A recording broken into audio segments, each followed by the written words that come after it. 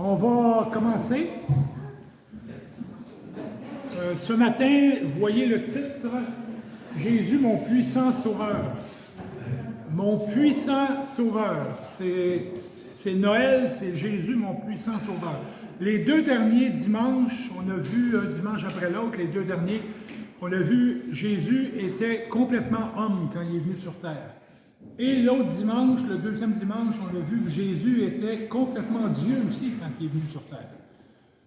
Pour nous sauver, Jésus devait être complètement homme et complètement Dieu, les deux en même temps, pas juste complètement homme ou pas juste complètement Dieu, mais les deux ensemble, Jésus devait être complètement homme et complètement Dieu, ensemble dans sa personne.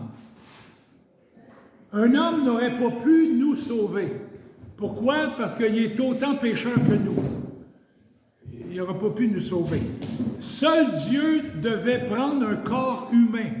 Dieu devait prendre un corps humain pour s'offrir et souffrir à la place des coupables que nous sommes et payer la dette de nos péchés.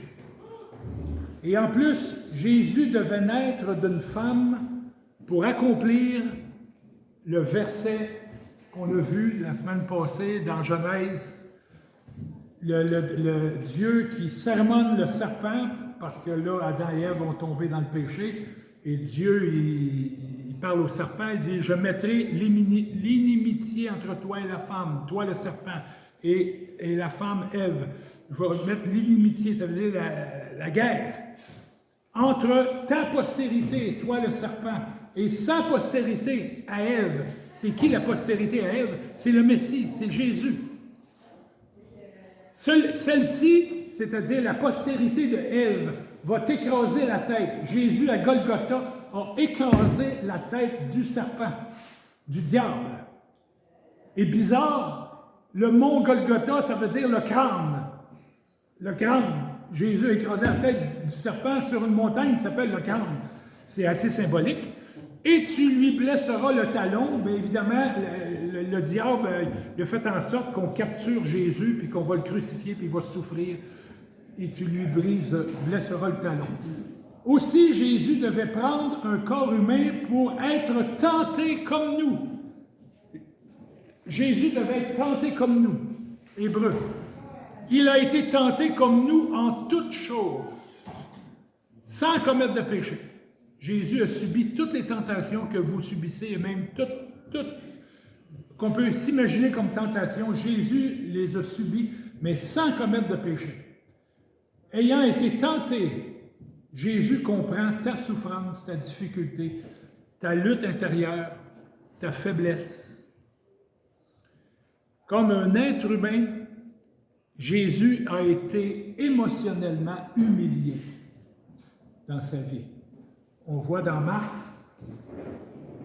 15, 20, après s'être ainsi moqué de lui, de Jésus, ils lui ôtèrent la coupe, on avait mis sur lui une tunique rouge pour se moquer de lui, pour lui dire « Ah, tu es un roi, tu es le roi des Juifs, mais mets donc ta tunique de roi. » Bon, après s'être moqué de lui, ils lui ôtèrent la pourpre, lui remirent ses vêtements et l'emmenèrent pour le crucifier.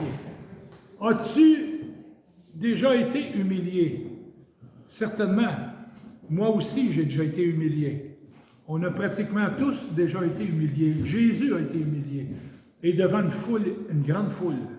Lui, le Dieu Tout-Puissant. Jésus aussi a été trahi. Luc 6, 16. C'est cet endroit-là, c'est où est-ce que Jésus il choisit les 12 apôtres, et Judas Iscariote, qui devint traître. Jésus a été trahi. Avez-vous déjà été trahi dans votre vie? Probablement que oui. Jésus a été insulté. Jean 8, 48. Les Juifs lui répondirent, n'avons-nous pas raison de dire que tu es un Samaritain et que tu as un démon? Ils ne se rendent pas compte à qui il adresse cette parole-là. Là. Jésus, c'est le Dieu Tout-Puissant venu sur terre. Et ils disent à Jésus, tu as un démon. Ça, c'est insulté. Tu as probablement déjà été insulté dans ta vie, et certainement. On a tous déjà été insultés. Aussi, Jésus a été accusé faussement. Luc 7, 34. Le Fils de l'homme, Jésus, est venu mangeant et buvant, et vous dites, c'est un mangeur et un buveur. Ils ont traité Jésus d'alcoolique. Un ami des publicains, c'est-à-dire un voleur, et des gens de mauvaise vie. Ça, c'est accusé faussement. Marc 2, 7. Comment cet homme parle-t-il ainsi? Il blasphème. Il disait ça de Jésus, les prêtres juifs. Il blasphème. Qui peut pardonner les péchés si ce n'est Dieu seul? Une fausse accusation encore là. Dans Marc 15, les principaux sacrificateurs portaient contre lui plusieurs accusations. Matthieu 27, 22, Pilate leur dit, « Que ferai-je donc de Jésus, qu'on appelle Christ? » Tous répondirent, les Juifs, qu'il soit crucifié, faussement accusé. As-tu déjà été faussement accusé de quelque chose? Certainement, peut-être, oui. Et Jésus a été émotionnellement aussi abandonné. Matthieu 26, 56. Alors, tous les disciples l'abandonnèrent et prirent la fuite. S'il y avait un moment où Jésus avait besoin de réconfort de ses disciples, de ses apôtres, c'est juste avant d'être crucifié. Ils ont tout foutu le camp. Ils l'ont abandonné. Mais en plus, oui, c'est quelque chose d'être abandonné de tes amis, de ceux en qui tu as confiance, mais Jésus a été abandonné par son Père. Matthieu 27, 46. Et vers la 9e heure, sur la croix, Jésus s'écria d'une voix forte, « Élie, Élie, lama sabachthani », c'est-à-dire, « Mon Dieu, pourquoi m'as-tu abandonné? » Jésus, abandonné de son Père.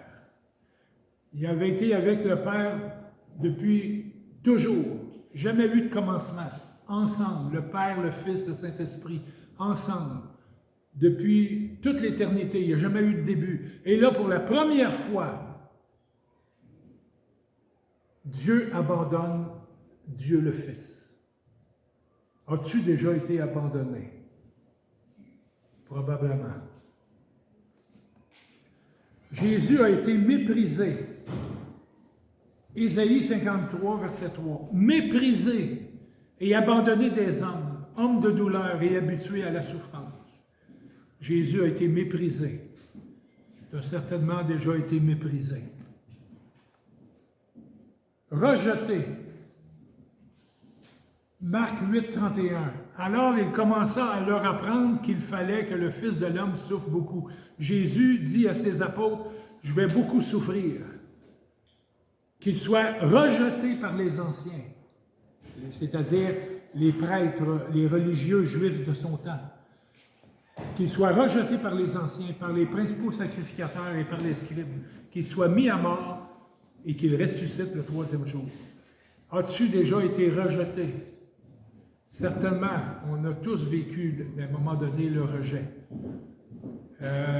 Quand on est tout petit, des fois, on joue au ballon chasseur. Puis là, le coach, il en choisit un, l'autre choisit un. Puis là, toi, t'attends. Puis là, t'es rendu le dernier à choisir.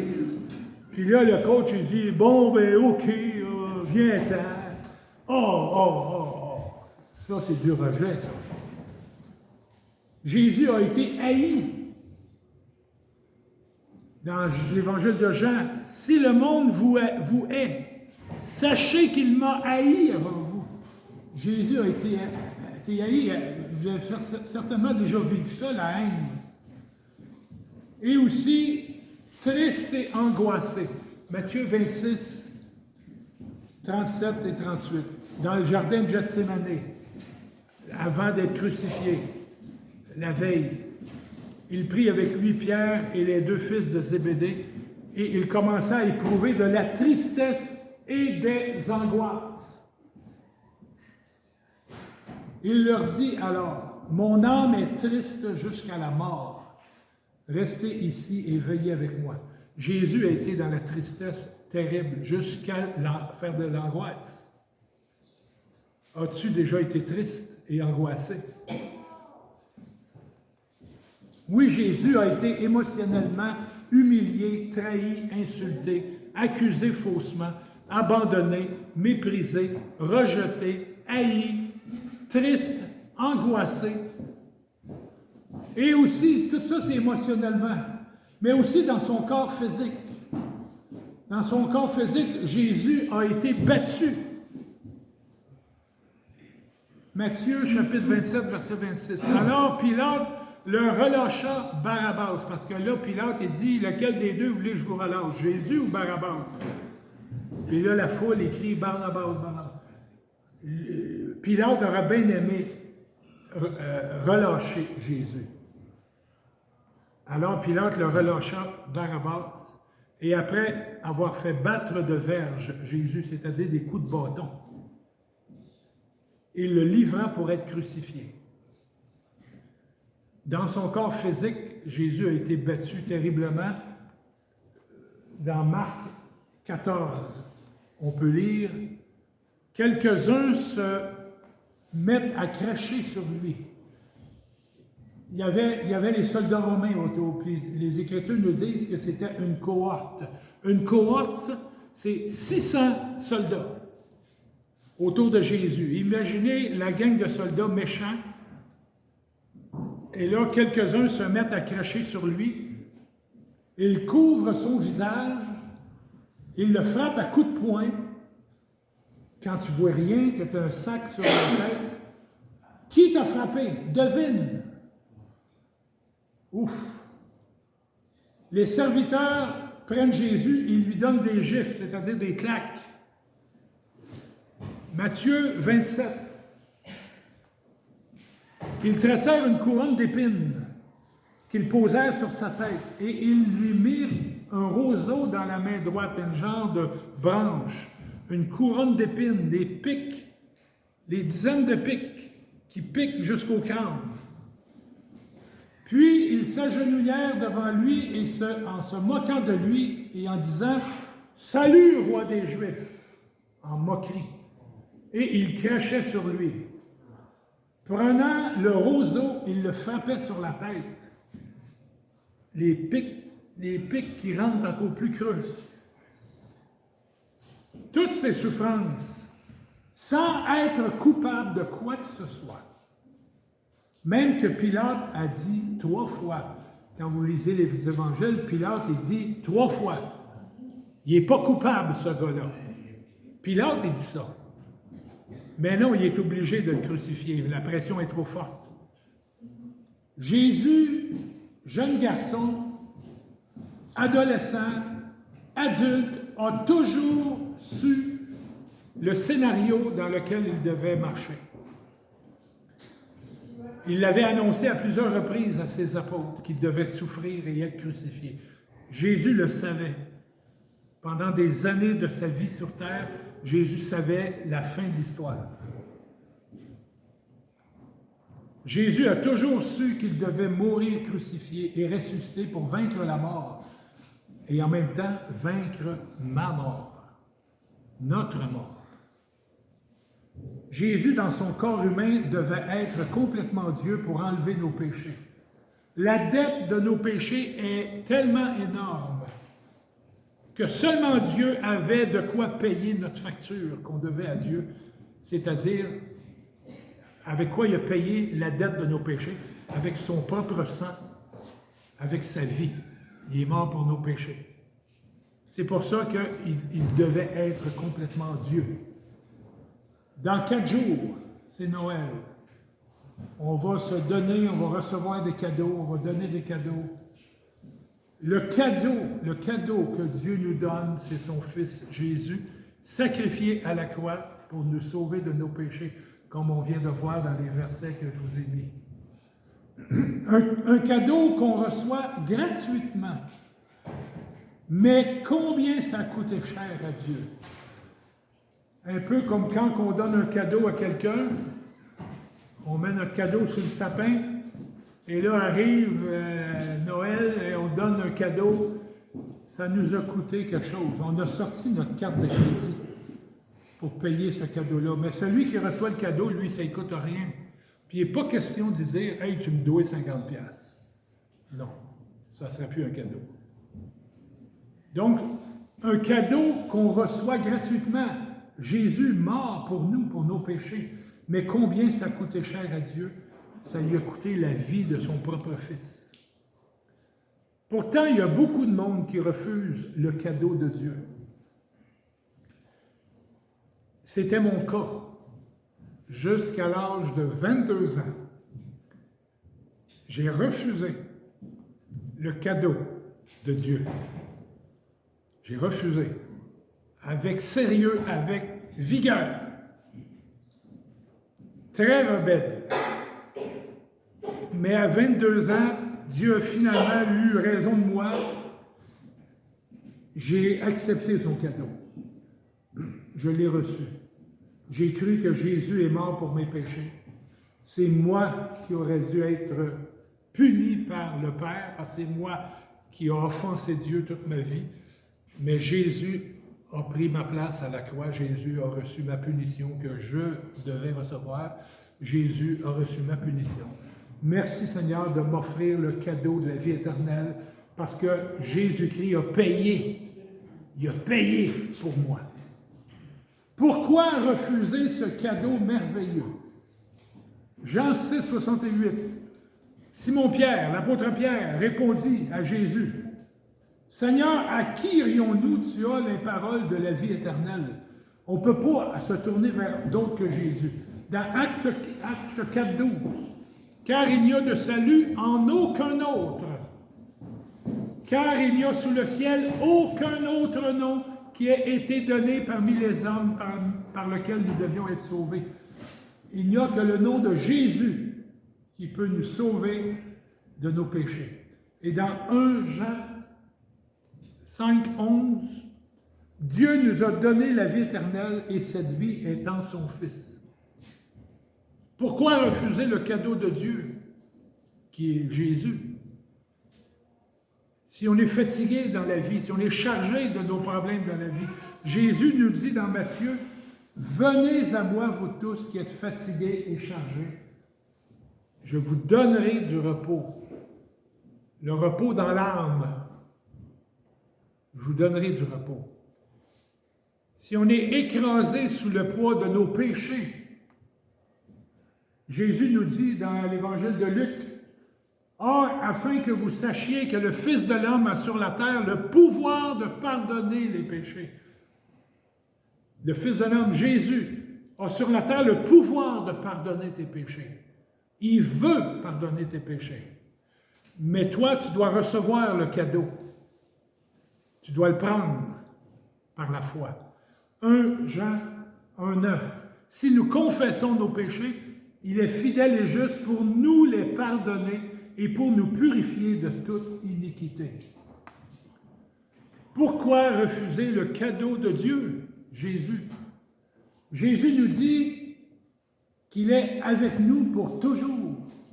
À chaque seconde de notre vie. Moi, j'ai cru à Jésus, j'avais 22 ans. Avant l'âge de 22 ans, Jésus n'était pas dans ma vie. Je n'en voulais pas. Achale-moi pas Dieu avec ton cadeau. J'ai ma vie, je suis capable de vivre ma vie, achale-moi pas. J'ai d'autres chats à fouetter. Mais un jour, il s'est révélé à moi, puis j'ai accepté le cadeau. Matthieu 28, 20. « Et voici, je suis avec vous tous les jours jusqu'à la fin du monde. » Jésus, il dit pas ça à tout le monde. Il dit ça à ceux qui ont cru en lui. Il dit ça à ceux qui ont accepté son cadeau. Jésus mort pour leurs péchés. Bien, je suis avec vous tous les jours. Jésus est avec moi tous les jours. Jésus nous dit qu'il ne nous rejettera jamais. Évangile de Jean. Tous ceux que le Père me donne, dit Jésus, viendront à moi, et je ne mettrai pas dehors celui qui vient à moi. Et dans Jean chapitre 10, je leur donne la vie éternelle, le cadeau, Et elles ne périront jamais, elles, en parlant des brebis, en parlant de ceux qui ont cru, elles ne périront jamais et personne ne les ravira de ma main. Si un jour tu crois en Jésus, il va te tenir dans sa main, puis jamais tu vas sortir de la main de Dieu. Pourquoi refuser le cadeau de Dieu, Jésus? Jésus nous dit que si on croit en lui, on a la vie éternelle. Pas besoin de rien faire. C'est ça la beauté de l'affaire. On n'a même pas besoin d'essayer d'être bon, d'essayer d'être pur, d'essayer d'être pas pire devant Dieu. De toute façon, on n'est pas capable. On a juste à croire qu'il est mort pour nos péchés et de prendre la vie éternelle. Dans l'évangile de Jean encore, en vérité, je vous le dis, celui qui croit en moi a la vie éternelle. J'ai cru en lui. Le 18 juillet 1979, boum, il est rentré en moi. Il ne m'a jamais lâché. Je vous le dis, celui qui croit en moi a la vie éternelle. J'ai la vie éternelle. Pas parce que je suis parfait et je ne fais jamais de péché. J'en fais des péchés. Beaucoup. Mais Jésus-Christ, j'ai cru qu'il est mort pour tous mes péchés. Il est mort pour moi. Romains 10. Si tu confesses de ta bouche le Seigneur Jésus, et si tu crois dans ton cœur que Dieu l'a ressuscité d'entre les morts, tu seras sauvé. C'est pas compliqué.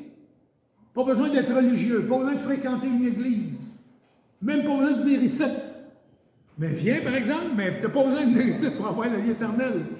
La vie éternelle, ça se passe entre toi et Dieu. Dieu, je crois que tu as envoyé Jésus mourir pour mes péchés. Si tu crois dans ton cœur que Dieu l'a ressuscité d'entre des morts, tu seras sauvé. Jésus nous dit que si on lui demande aussi quelque chose, il va nous le donner. Jean 17. Si vous demeurez en moi et que mes paroles demeurent en vous, si tu y as cru, demandez tout ce que vous voudrez et cela vous sera accordé. Pourquoi refuser le cadeau de Dieu, Jésus? Jésus nous dit aussi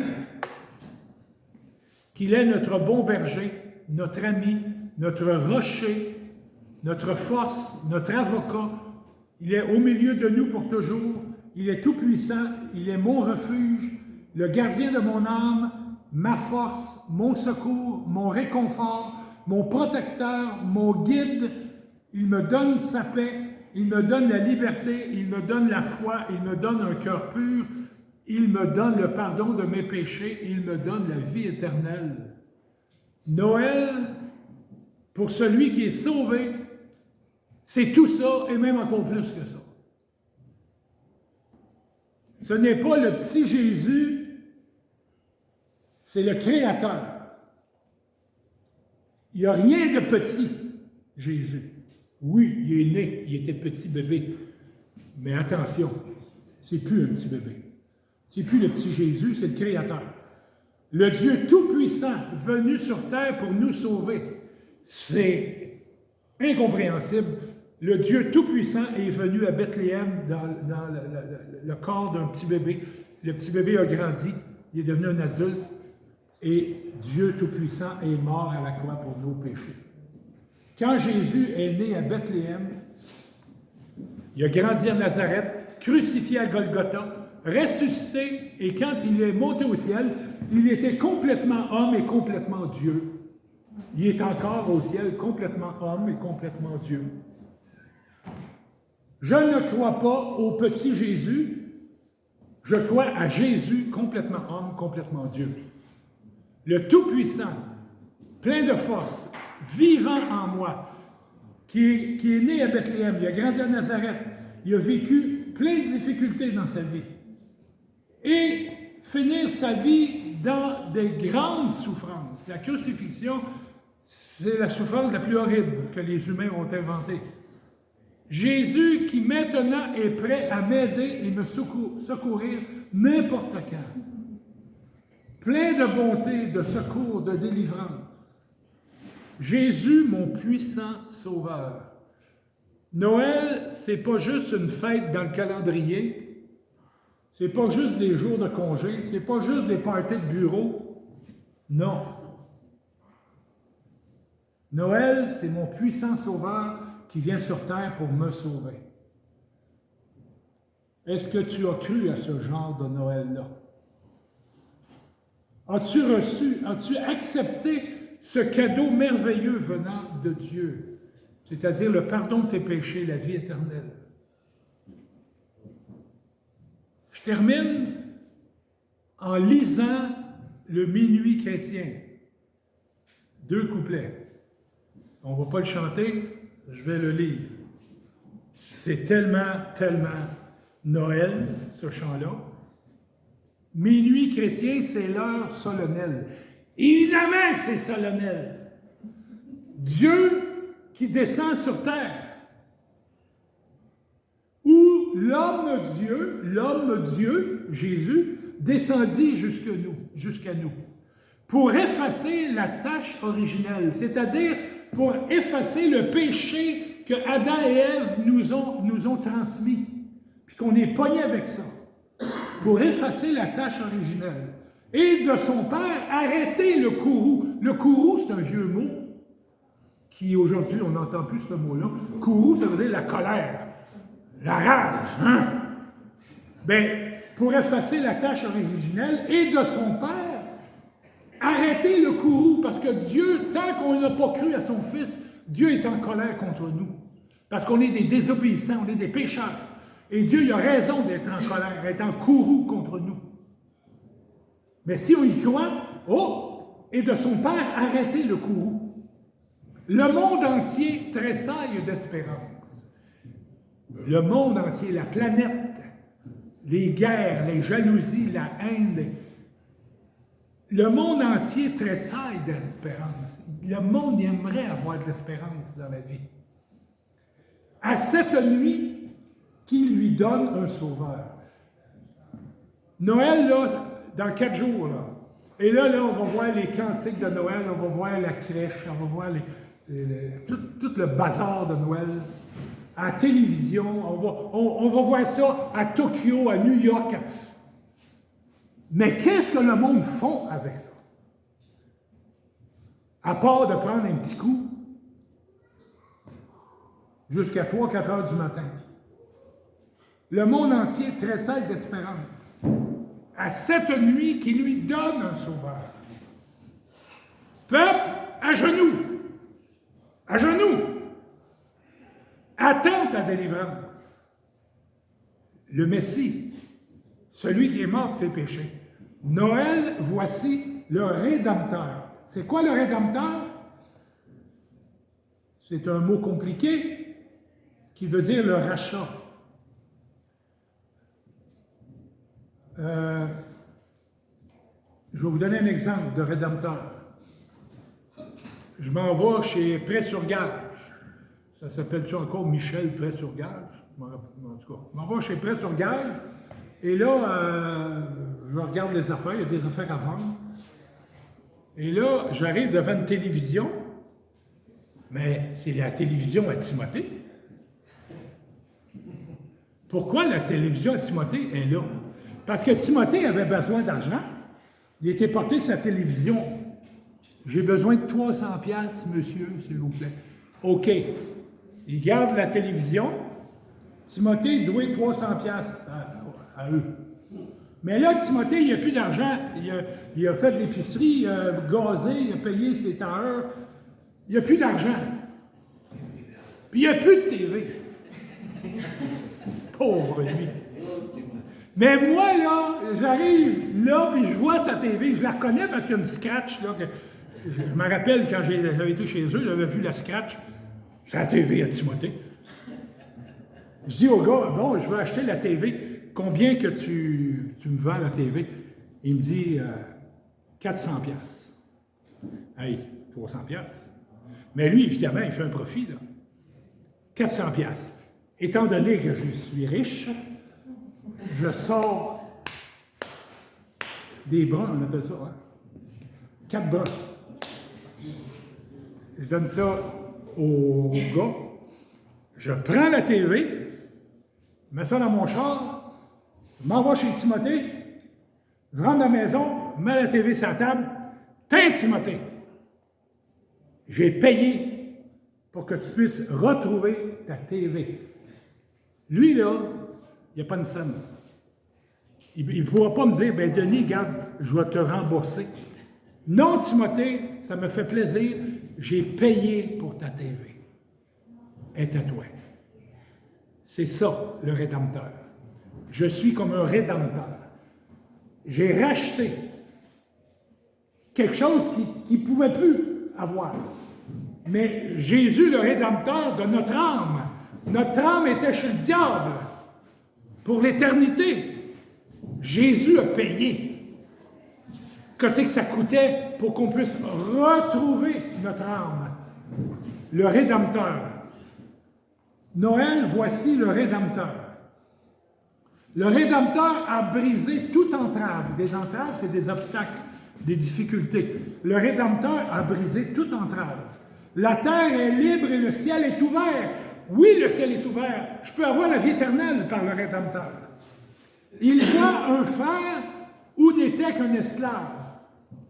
Il voit un frère qui était un esclave, esclave de ses péchés, qui était perdu dans ses péchés, mais qui n'était qu'un esclave. Maintenant, il n'est plus esclave.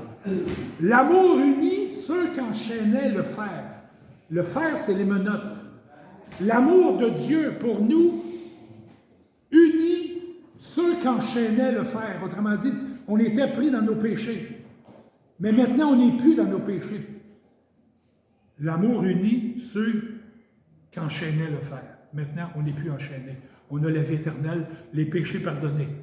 Qui lui dira notre reconnaissance? Qui va dire à Dieu, je suis reconnaissant pour toi, Seigneur, de m'avoir sauvé. Merci que tu es venu à la croix, tu es mort pour mes péchés. Qui va dire ça? Dans les parties de Noël, est-ce qu'on entend ça? Ding, ding, ding, ding, ding, ding. Attention, silence, silence tout le monde, s'il vous plaît. Je veux maintenant apporter un toast à notre Sauveur bien-aimé qui est mort pour nos péchés et qui nous a donné la vie éternelle. On voit ça quand dans les parties? Jamais. Jamais. Mais pourquoi qu'on ne le voit pas? Parce que les gens ont tout simplement pas reçu le cadeau. Qui lui dira notre reconnaissance? C'est pour nous tous qu'il naît. C'est pour nous tous qu'il naît, qu'il souffre et qu'il meurt. Il meurt. Peuple debout. Tout à l'heure, c'était un peuple à genoux. Peuple debout, chante ta délivrance. La délivrance de l'enfer. Le pardon de tes péchés. Noël, voici le Rédempteur. Merci Seigneur de ce que tu as fait. Tu as fait ça pour nous, Seigneur. Tu es mort à la croix.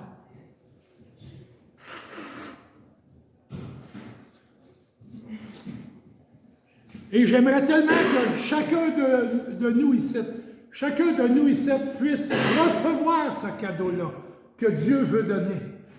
Mais il faut le vouloir. Il y a des cadeaux ici, on va donner des cadeaux après-midi. Puis là, si tu arrives durant l'échange de cadeaux, là, puis là, bon, OK, on va s'échanger des cadeaux, puis toi, tu dis, non, j'en veux pas de cadeaux. Qu'est-ce qu'on peut faire? Hey, voyons donc! Hey, prends-les le cadeau, mais c'est la même chose pour la vie éternelle. Le cadeau de la vie éternelle, Jésus-Christ qui est mort pour nos péchés et qui nous donne la vie éternelle. Prions. Merci Seigneur Jésus. Merci Seigneur parce que tu es venu justement pour mourir à la croix pour nos péchés. Et merci pour ce Noël-là, le premier. Et Seigneur, merci parce que tu veux sauver les gens encore. Tu veux donner ton cadeau encore à quelqu'un. Et Seigneur, si quelqu'un ici a besoin de ce cadeau-là, Seigneur, je te prie de lui montrer, de le prendre, le cadeau, et de l'accepter et de croire que tu veux lui donner la vie éternelle. Merci Seigneur Jésus. Merci pour toute cette belle cérémonie de Noël que tu mets devant nous. Merci Jésus. Amen.